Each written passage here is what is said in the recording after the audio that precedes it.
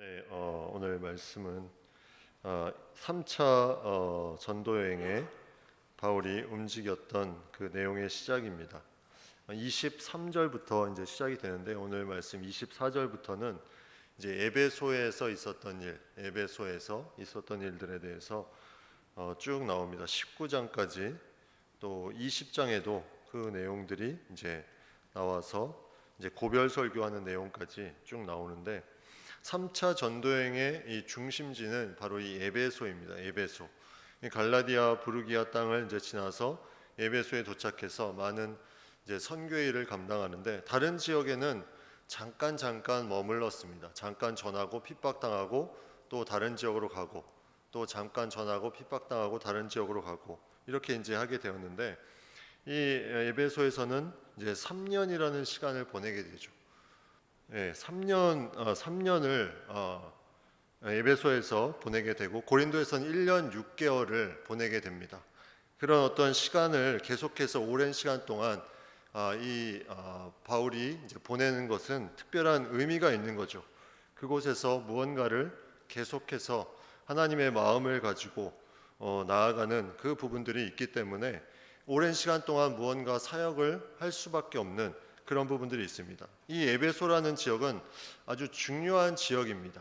마게도냐, 아가야 이 함께 이 로마가 다스린 이 아시아 지역의 수도가 이 에베소 지역인데 이 에베소는 오랫동안 이제 우상들도 많이 있었고 거기에 이제 상업적인 부분도 많이 번성했던 그런 지역이 바로 에베소입니다. 그래서 이 에베소에서는 하나님께서 주시는 그런 어떤 바울에게 준 특별한 마음들이 있었던 것 같아요. 그래서 계속해서 그곳에서 하나님의 복음을 전하며 3년이라는 시간 동안 그곳에서 머물며 그가 하나님의 일들을 감당하게 됩니다. 여기에 이제 특별히 이제 뒤에 나오는 19장에 나오는 아데미 이제 여신, 아데미 신전 이런 부분들도 있는데 이 아데미 신전은 그 당시에 세계 7대 불가사이라 할 정도로 그런 어떤 놀라운 그런 어떤 건축물의 모형을 가지고 있기 때문에 그 당시에 이 에베소에 와서 이것을 보고 가는 사람들이 상당히 많았죠. 근데 이 여신에 대한 부분을 이제 가지고 이 우상을 섬겼던 이 에베소의 모습에 바울이 무엇을 여기서 할 수 있을까? 이제 계속해서 고민하며 나아갔던 부분들을 우리가 보게 됩니다. 24절에 보면 여기에 아볼로라는 유대인이 있습니다. 아볼로, 알렉산드리아에서 난 아볼로라는 유대인.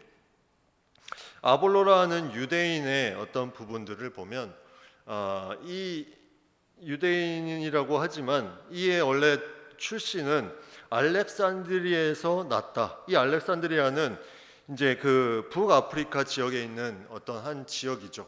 그곳에 알렉산더 대왕의 이름을 따서 그 마게도냐의 그런 어떤 왕의 이름을 따서 이제 알렉산드리아라고 붙였는데 이 지역에서 온 아볼로라 하는 유대인, 이 아볼로라는 사람이 이제 여기에 나오는 설명으로 보면 언변이 좋고 성경에 능통하였다 이렇게 나와 있습니다.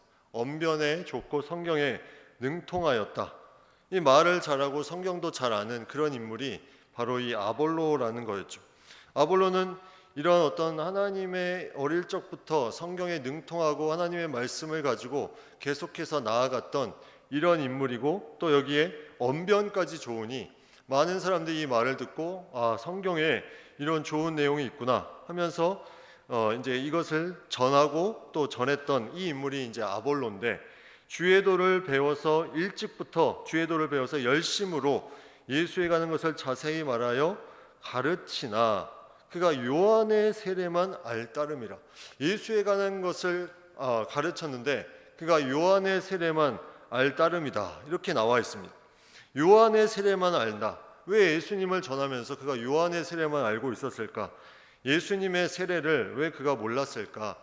이 아볼로는 어떤 그 세례 요한에서부터 내려오는 그런 어떤 구약 시대의 복음과 세례 요한으로부터 받은 그런 예수님에 대한 그런 부분들 또 어떤 문서상으로 그런 부분들만 보고 익혔을 뿐이지 그가 실제로 이 예수님에 대해서 그가 깊이 이제 만나고 그런 부분들은 없었기 때문에 예수에 관한 것을 자세히 말했다 이렇게 되어 있습니다. 예수에 대한 것이 아니라 예수에 관한 것, 무언가 거기에 해당되는 내용들을 그가 듣고 이해했던 부분들만 자세히 말하며 가르치나 요한의 세례만 알 따름이다 하면서 나오고 있습니다. 요한의 세례만 안다는 것은 이 뒤에 이제 나오는 19장 1절에 나오는 에베소에 와서 어떤 제자들을 만나, 그래서 19장 3절에 보면 너희가 무슨 세례를 받았느냐 대답하되 요한의 세례니라 이렇게 나와 있습니다. 요한의 세례니라. 요한의 세례만 받았던 이 에베소에 있는 제자들, 이 아볼로도 비슷한 모양으로 그렇게 가지고 있죠. 아볼로와 이 요한의 세례만 알고 있는 어떤 제자들 다 이제 요한의 어떤 부분들은 알고 있는데 그것을 통해서 전해들은 예수에 관해서 얼핏 들은 거는 있는데 그들이 예수님에 대해서 깊이 알지 못하는 그런 추상적인 신앙의 모습을 가지고 있다는 거죠. 근데 이 아볼로에게 이제 바울이 이 좀 안타까운 부분이 있는지 브리스길라와 아굴라가 이제 그 내용을 듣고 그들을 이제 통해서 하나님의 도를 더 정확하게 풀어 일렀다 이렇게 성경은 표현하고 있습니다. 그들이 아볼로가 하나님의 마음을 가지고 그가 가지고 있는 어떤 주의 도를 가지고 열심은 있는데 거기에 대한 전혀 복음적인 내용이 핵심이 빠져 있는 그런 부분들이 그 안에 가득 있었기 때문에 그 안에 그가 안타까운 마음으로 이제 브리스길라와 아굴라가 그 아볼로를 데려다가 그 하나님의 도를 가르치는 그런 부분들이 여기에 나오고 있습니다. 하나님의 도를 가르쳤다. 이 부분은 상당히 중요한 부분이죠. 하나님의 도를 가르쳤다는 것은 그냥 구약에 있는 하나님의 말씀을 가르친 것이 아니라 예수님이 이 땅에 오시고 역사하시고 함께 하셨던 그 모든 내용들을 다 세밀하게 그렇게 알려주셨다. 이런 부분들로 우리가 본다면 이건 너무나 중요한 이 시간임을 우리가 알게 됩니다. 우리가 어떤 선교지에 가면 그곳에 신학적인 어떤 배경이 없이 그냥 열정이 많은 이 교회 지도자들이 많이 있습니다. 그러니까 성경은 많은 성경들을 보고 그 안에 기도도 열심히 하고 열정은 있는데 신학적인 교리적인 그런 체계가 없으니까 무언가 열정이 넘치는데 이것을 제대로 전하는 것에는 약간 어려움이 있는 그런 부분들이 있다는 거죠. 이제 그런 부분에 이제 가서 복음을 전하는 그 부분을 조금 더 도와주기 위해서 교리적인 부분을 약간 신학적인 사고를 통해서 알려주면 그 사람들이 그것을 너무나 좋아하고 잘 받아들이고 그것을 가지고 더 교회 사역들을 잘 감당할 수 있다는 거죠.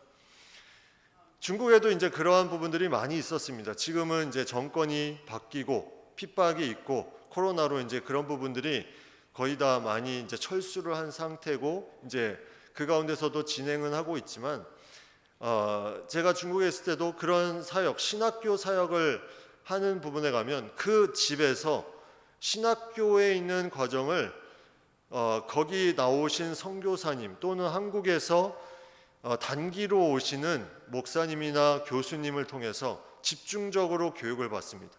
한 2주, 길게는 한 달. 근데 그분들이 그 기간 동안에 얼마나 열심히 하는지 저도 이제 가서 한번 봤는데 왜냐하면 이제 나가는 것도 쉽지 않거든요. 왜냐하면 보안에 걸리기 때문에 외지에서 오신 분들이 대부분이라 이거를 어떻게 드러내놓고 이제 이동하기도 그렇고 그래서 그 안에서 거의 다 먹고 자는 것을 해결하는 그러니까 소수의 공동체 한 10명에서 15명 이렇게 해서 거기서 이제 먹고 자고 하면서 그들이 신학 공부를 하니까 그 가운데 그들이 배우는 모습을 보면 정말 너무나 은혜가 될 정도로 열심히 배웁니다. 한국에서 오신 분들은 또 언어가 안 되니까 통역까지 이제 옆에 있으면 그 통역을 통해서 그걸 듣는데 이게 통역을 하면 얼마나 지루합니까? 직접 듣지도 않는데 그럼에도 불구하고 열심히 듣는 그 모습들이 이런 아볼로가 무언가 이 열심은 있는데 제대로 하나님의 도를 제대로 알지 못하는 이런 부분들을 이제 브리스길라와 아굴라가 더 정확하게 알려준 것처럼 그들에게 알려주는 그것을 통해서 이들이 더 하나님의 그런 마음을 가지고 나아가는 부분들, 우리가 이제 그 부분들을 좀 생각해 보면 너무나 귀한 일들을 이제 감당했다고 볼 수 있는 거죠. 그 이제 교육을 받고 아볼로가 다시 아가야로 건너가고자 이제 했다. 이 아가야의 수도인 19장 1절에 보면 고린도로 간 것 같습니다. 고린도에 있을 때 이렇게 나온 거 보니까 고린도로 가서 형제들이 그를 격려하며 제자들에게 편지를 써 영접하라고 이제 합니다. 이제 그가 간다는 것을 알고 그곳에 있는 형제들에게 그를 잘 영접해서 그를 이제 잘 맞이해 줘라. 그랬더니 이제 이 아볼로가 가서 어떻게 사역을 했냐면 은혜로 말미암아 믿는 자들에게 많은 유익을 주었다. 이제 그가 그런 열심과 함께 이 체계적인 교리적인 부분도 갖추었으니 그것을 통해서 많은 믿는 자들에게 유익을 주기 시작했다. 이게 이제 성경에 나와 있습니다. 그래서 이를 통해서 하나님의 놀라운 역사들이 그 가운데 나타났는데 18장 28절에 보면 이는 성경으로서 예수는 그리스도라고 증언하여 공중 앞에서 힘있게 유대인의 말을 이기미러라. 이게 이제 유대인이었던 이 아볼로, 물론 태생은 북아프리카 쪽이었지만 그가 열심을 가지고 하나님의 도를 브리스길라와 아굴라를 통해서 배운 이 내용을 가지고 그곳에서 유대인들과 그들이 가지고 있는 율법적인 부분을 같이 얘기하고 이제 그것을 말하며 나아가는데 그 은혜로 말미암아 이것을 다 이겼다. 이렇게 성경은 표현하고 있습니다. 이겼다. 이 믿은 자들에게 많은 유익을 주고 유대인의 말을 이기는 이 놀라운 일들이 그 가운데 나타나기 시작했다는 거죠. 하나님의 역사가 어떤 한 사람의 그 아볼로라는 인물을 통해서 하나님의 놀라운 일들을 그 아가야 지방에 다시 일으키는 그 고린도 지방에 다시 일으키는 부분들을 표현하고 있습니다. 바울도 그렇고 이 아볼로도 그렇고 똑같이 공통점이 있는데 그들이 다 어릴 적부터 하나님의 그런 말씀을 가까이 했던 사람이었다는 거죠. 일찍이 주의 도를 배웠다. 이 아볼로도 나와 있고 바울도 가말리엘 문화에서 그가 계속해서 율법에 대해서 계속 배워왔던 그런 부분들이 있었기 때문에 그것을 책에는 없을지라도 그게 나중에 사람들을 통해서 선교사님들을 통해서 체계를 잡아가고 놀랍게 하나님께서 사용하시는 부분들을 우리가 보게 됩니다. 이를 통해서 하나님의 놀라운 역사가 나타나고 그것을 통해서 아름다운 것들이 이제 그 가운데 펼쳐지게 되는 거죠. 그래서 그 아가야 지방에 있는 그 핍박했던 유대인들 그들의 말을 이겼다. 이건 이제 놀라운 영적 전쟁에서 승리하는 그만큼 말에 권위가 생겼다는 거죠. 그냥 열심으로만 그친 것이 아니라 이제는 그 열심에 하나님이 주시는 그 놀라운 복음의 그런 교리 진리들을 제대로 전할 수 있었기 때문에 이제 요한의 세례만 알고 있던 아볼로가 아니라 그거보다 더 한 차원 더 높은 예수 그리스도의 그런 하나님의 나라를 이루어가는 것들을 이제 자세히 얘기하며 나아가는 부분들을 오늘 본문에서 보게 됩니다. 이제 19장으로 넘어오면 그렇게 이제 아볼로의 사역에 대해서 나오고 그 다음에 이제 나오는 내용이 이제 고린도의 아볼로가 이렇게 사역을 하고 있는데 바울은 이 지방으로 다녀 에베소에 와서 어떤 제자들을 만났다. 여기 아까 이제 얘기 나누었지만 여기도 마찬가지 이 제자들이 어떤 제자들이냐면 그냥 예수님의 제자들이라고 볼 수 없어요. 왜냐하면 이들은 그 밑에 보면 성령이 계심도 듣지 못하였다 이렇게 나옵니다. 성령이 계심도 듣지 못하였다. 성령도 모르는 사람이 예수님의 제자가 될 수가 없죠. 이 제자들이 누굴까? 아마도 이 제자들도 요한의 세례만 알았다는 것을 보면 이 세례 요한을 통해서 그 당시에 벌어졌던 많은 이제 세례 그리고 그 당시에 세례 요한이 외쳤던 회개 그걸 통해서 받아들였던 세례 요한의 제자들이 있을 겁니다. 그 제자들이 이방의 나라들에 간 이제 그 사람들이 있을 것이고 그 사람들을 통해서 이제 알게 된 이제 어느 정도 그 세례 요한에 대한 부분을 알게 된 그런 사람들 그들이 바로 이 인물들이 아닐까. 그래서 이 제자들이라 하면 엄밀히 말하면 예수님의 제자가 아니라 세례 요한의 제자일 가능성이 많다는 거죠. 세례 요한의 제자. 그 가장 큰 근거가 누가복음 7장에 보면 세례 요한이 자신의 제자들이 이제 많은 이적들을 보고 와서 이런 인물들이 있는데 이분이 이제 오실 그이가 맞는 것 같다 이렇게 이제 막 얘기를 하는 부분들에 이제 세례 요한이 제자들을 보내면서 오실 그이가 당신입니까? 한번 가서 물어봐라 하면서 이제 보냈는데 그 제자들이 이제 가니까 예수님이 많은 이적을 행하고 기적을 행하고 귀신을 쫓아내고 이런 일들을 행하고 이제 내가 그 오실 그이다 한 것을 말씀하면서 이제 나오는 내용이 누가복음 7장에 나오는데 거기에 이런 내용이 나옵니다. 누가복음 7장 29절에 보면 모든 백성과 세리들은 이미 요한의 세례를 받은지라. 요한의 세례를 받은지라. 그러니까 모든 백성과 세리들은 이 요한의 이 세력이 얼마나 이 자신의 어떤 사역이 넓게 퍼졌는지를 여기서 이제 짐작을 할 수 있는 거죠. 모든 백성과 세리들이 다 세례를 받을 정도였으면 이 에베소에 있는 이 사람들도 분명히 그들 중에 어떤 사람들을 통해서 요한의 세례를 받은 사람이 그곳에 와서 그것을 전했을 것이고 거기에 제자라고 불리워지는 사람들이 세워졌을 것이다. 그래서 이 요한의 세례를 이제 받았다고 나오는 것은 그런 어떤 그 당시에 많은 사람들, 모든 백성과 세리들이 그곳에 흩어져 가지고 그러한 또 사람들을 제자로 삼고 했던 부분들을 생각해 보게 됩니다. 그런데 그들은 엄밀하게 말하면 예수님의 제자가 역시나 아니었던 거죠. 이 아볼로처럼 그들도 성령도 모르고 예수님의 그런 죄 사함도 모르고 요한의 세례만 알고 있는 그런 부분들. 그래서 바울이 4절에 보면 이렇게 말합니다. 바울이 이르되 요한이 회개의 세례를 베풀며 백성에게 말하되 내 뒤에 오시는 이를 믿으라 하였으니 이는 곧 예수라 하거늘 하면서 예수의 이름으로 세례를 베풉니다.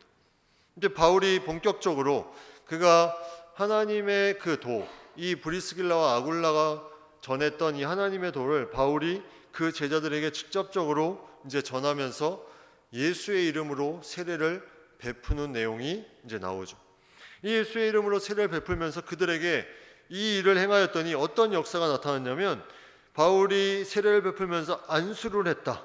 세례도 받고 안수도 받고 또 무엇을 했냐면 성령이 임합니다. 성령이 임하고 방언과 예언도 하였다. 이렇게 나와 있습니다.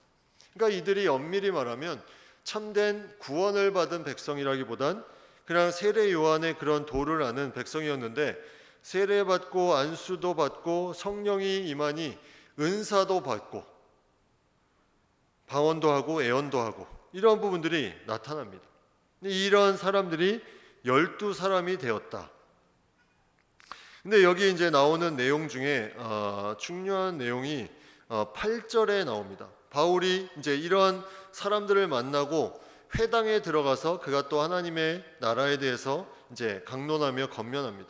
처음에 했던 사역이 이제 바울은 대부분 회당에서 그가 하나님의 말씀을 강론하고 가르치고 여기에 대해서 핍박하는 사람들을 통해서 또 다른 지역으로 가고 그런 어떤 부분들이 계속 있었는데 이 에베소에서는 이제 회당 가기 전에 이 요한의 세례만 아는 사람들에게 이 복음을 전하고 그들을 세례받게 하고 안수하고 이 사역을 먼저 한 다음에 그 다음에 회당에 들어갔다 이렇게 나와 있습니다.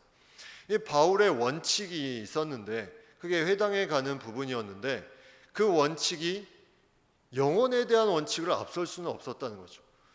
질서가 있지만 영혼에 대한 갈급한 마음이 깨달아지면 바울은 그대로 움직여졌다는 겁니다. 그런 부분들을 보면 우리가 어떠한 부분에 우리가 질서가 있지만 그 질서를 깨트릴 수 있는 유일한 것은 바로 하나님의 그 영혼을 향한 마음, 그것이 느껴지면 그 질서는 별로 중요하지 않게 깨트릴 수 있다는 거죠. 바울이 계속해서 회당에 들어가서 복음을 전하는 것을 먼저 했지만 이때는 그 영혼들을 이제 만나면서 이런 안타까운 부분들이 느껴지니 그 부분에 있어서 먼저 그가 이제 하나님의 마음을 가지고 행하고 나아갔던 부분들을 보게 됩니다. 이제 그것이 다 끝나고 역시 회당에 들어가서 석 달 동안 하나님 나라에 관해서 그가 전파했다. 하나님 나라. 이제 하나님 나라라는 이제 신학적인 용어가 나오는데 하나님 나라가 계속해서 전파되는 이 부분이 복음서에서 많이 등장합니다. 이 복음서에서도 많이 등장하는데 이 사도행전에도 많이 등장합니다. 이 사도행전에 어디에 등장하냐면 사도행전 1장부터 마지막 장까지 하나님 나라가 계속 나옵니다. 1장에는 예수님께서 승천하시기 전에 40일 동안 그들에게 보이시며 하나님 나라의 일을 말씀하셨다. 하나님 나라의 일을 말씀하셨다. 이게 예수님의 사역이 예루살렘과 온 유대에 대한 부분이었다면 사도행전 8장에 빌립이 또 이 부분에 대해서 나옵니다. 이 빌립이 사마리아 지역에 사역을 할 때 이러한 말씀이 나옵니다. 빌립이 하나님 나라와 및 예수 그리스도의 이름에 관하여 전도함을 그들이 들었다. 이제 예루살렘과 온 유대에 예수님께서 이 모든 하나님 나라를 전파하고 빌립이 하나님 나라를 사마리아에서 전파하고 또 에베소에서 오늘 읽은 그 뒤에 20장에 뒤에 에베소 사역의 정리한 부분을 보면 20장 25절에 보면 이 내가 여러분 중에 왕래하며 하나님 나라를 전파하였으나 이렇게 나옵니다. 이 바울도 하나님 나라를 전파하였다. 그리고 마지막 장에 28장에 보면 바울이 아침부터 저녁까지 강론하여 하나님의 나라를 증언하고 하나님 나라를 전파하였다. 계속 하나님의 나라가 반복되면서 나옵니다.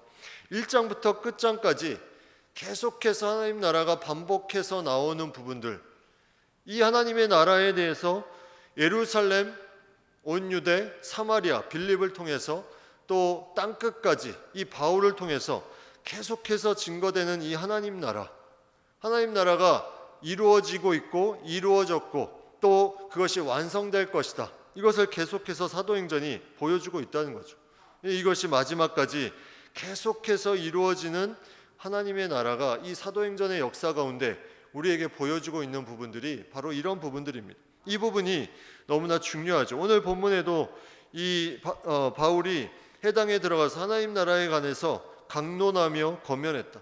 하나님 나라가 예수 그리스도를 통해서 이 땅에 세워지고 또 이것이 마지막 때에 완성되는 이 부분이 계속해서 너의 삶 가운데 나타날 것이다.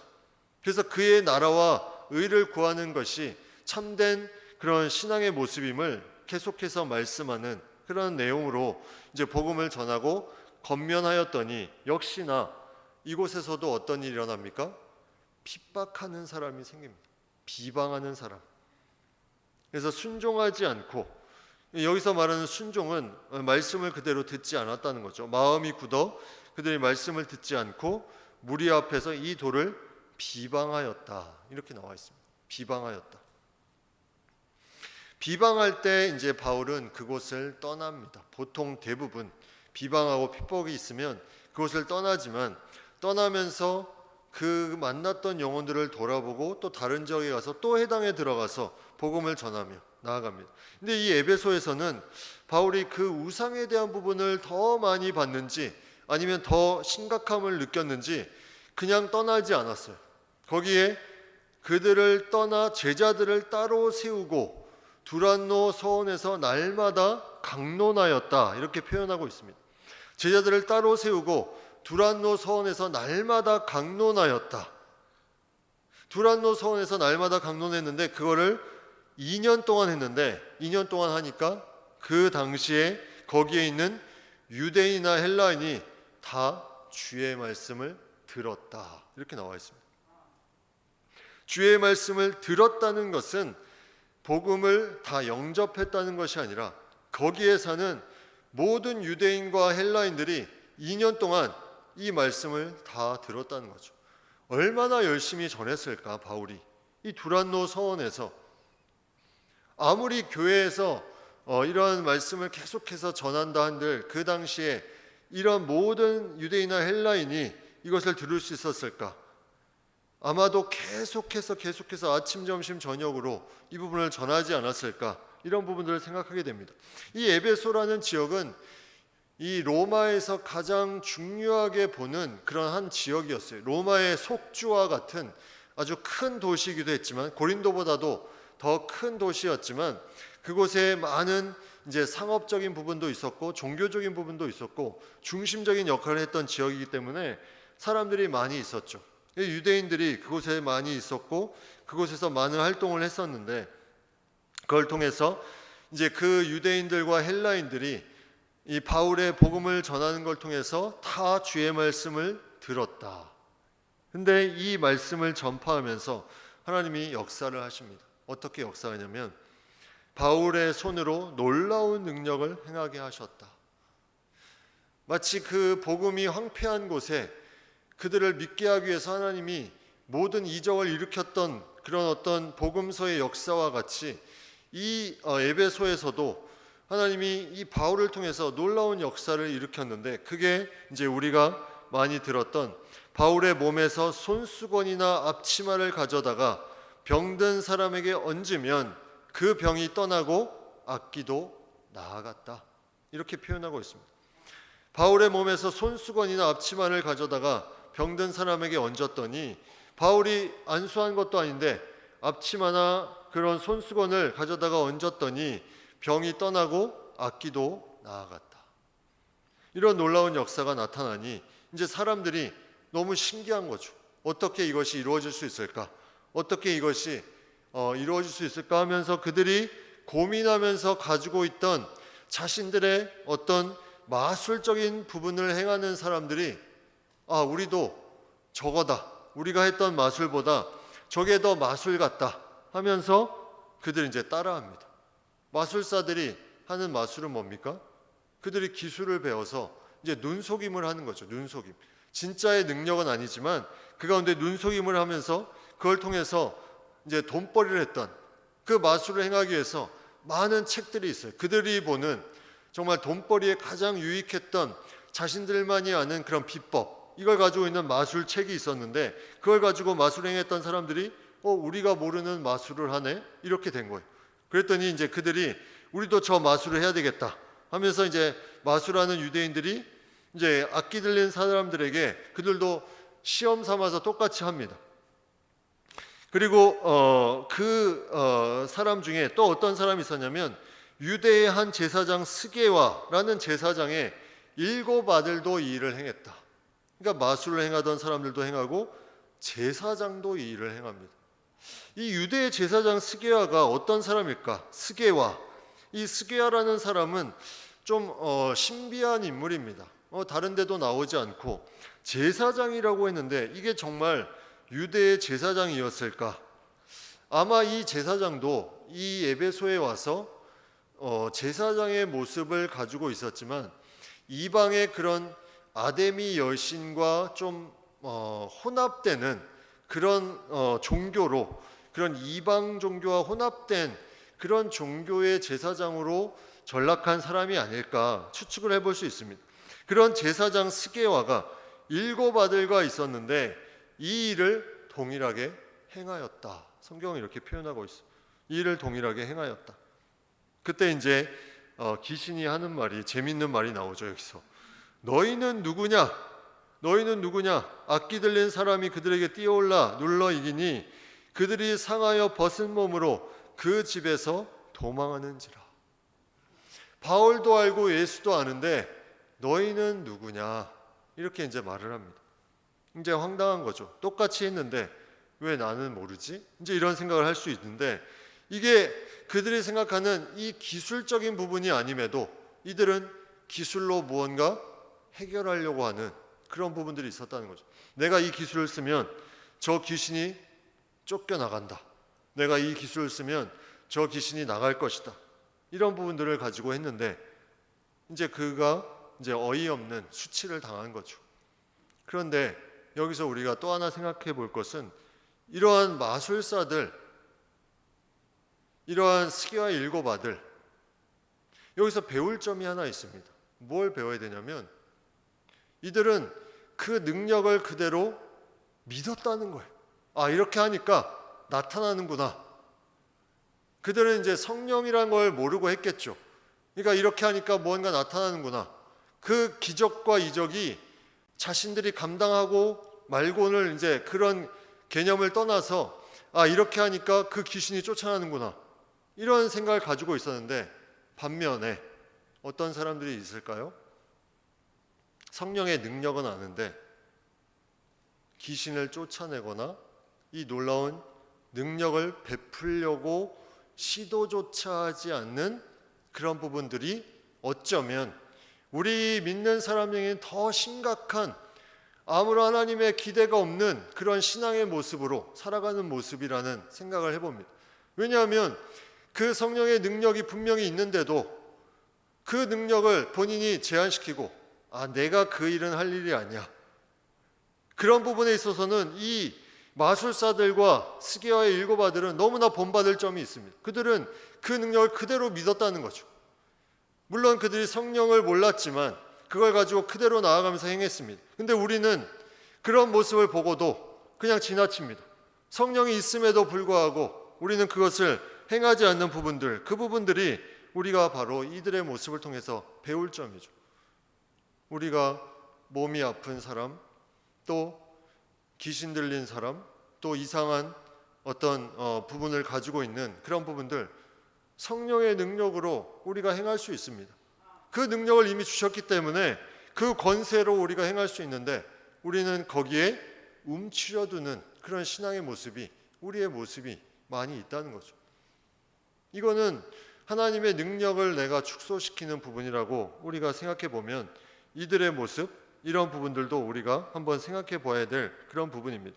이들이 이런 부분들을 행하며 나아가는 가운데 이제 계속해서 하나님의 말씀을 전하고 놀라운 능력을 베풀고, 이것이 이제 2년 동안 그 두란노 서원에서 말하며 이런 놀라운 이적을 나타내고, 그러니까 이제 3개월을 회당에 서 있고, 그리고 2년을 이제 두란노 서원에서 이 강론하고, 근데 그 뒤에 보면 이제 20장 31절에 보면 여러분이 일깨어 내가 3년이나 밤낮 쉬지 않고 눈물로 각 사람을 훈계하던 것을 기억하라, 이렇게 말씀하고 있습니다. 3년이나 밤낮 쉬지 않고, 이 바울이 에베소에서 3년 동안 에베소 장로들 앞에서 고별 설교를 하면서 이 말을 이제 전합니다. 3년 동안 밤낮 쉬지 않고 눈물로 각 사람을 훈계하던 것을 기억하라. 그리고 그 영혼들을 이제 부탁하며 다시 돌아오는 그 내용이 나오죠.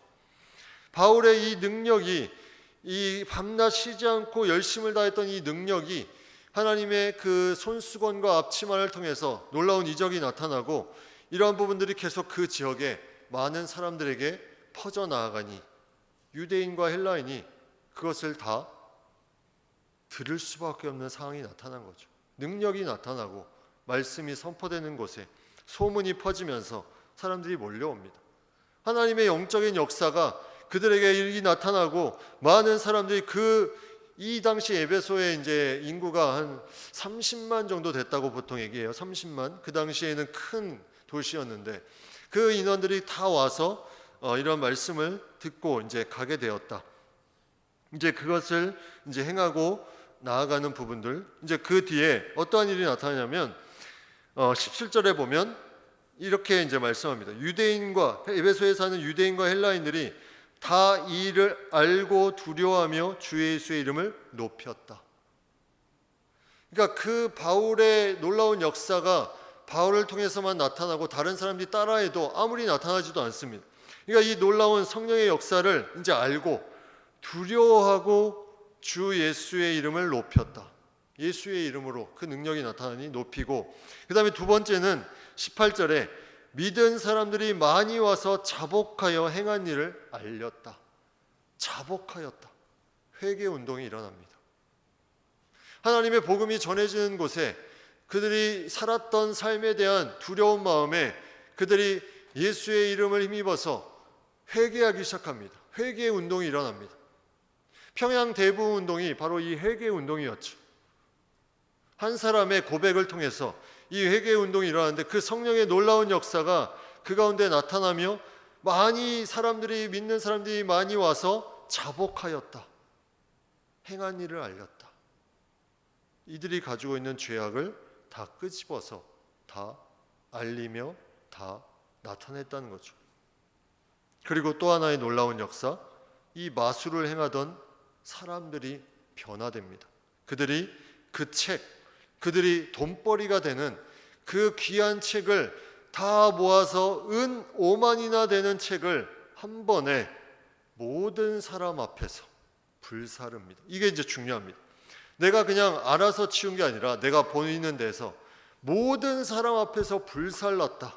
더 이상 찾을 수 없는 그 지역으로 이 모든 것이 다 끝나버린, 내 모든 것에 하나님을 따라가는데 방해가 되는 그런 모든 것을 다 불태워버리는, 우리가 삶에서 이런 부분들이 항상 중요하게 다가오는 부분입니다. 내가 불태워야 되는데 나는 불태웠다고 착각하면서 계속 내 옆에 두고 있습니다. 그러면 그걸 언젠가 다시 끄집어낸다는 거죠. 이 완전히 불태우려면 다른 사람에게 보이는 데서 이걸 불태워버리는 부분이 필요하죠. 그게 나에게 하나님을 찾지 못하게 하는 무언가가 된다면, 그랬더니 주의 말씀이 힘이 있어 흥왕하여 세력을 얻었다. 이렇게 마무리가 됩니다. 많은 사람들이 하나님의 놀라운 영광 가운데 나타났고 하나님이 그것을 통해서 놀라운 역사를 에베소에 펼쳐주시고 하나님의 나라를 이루어 주셨다. 고린도전서 4장 20절에 하나님의 나라는 말에 있지 아니하고 오직 능력에 있다. 이렇게 말씀하고 있습니다. 말에 있지 않고 능력에 있다. 이 에베소에서 펼쳐진 놀라운 능력들이 나타나기 시작합니다. 하나님의 나라가 이렇게 나타나죠.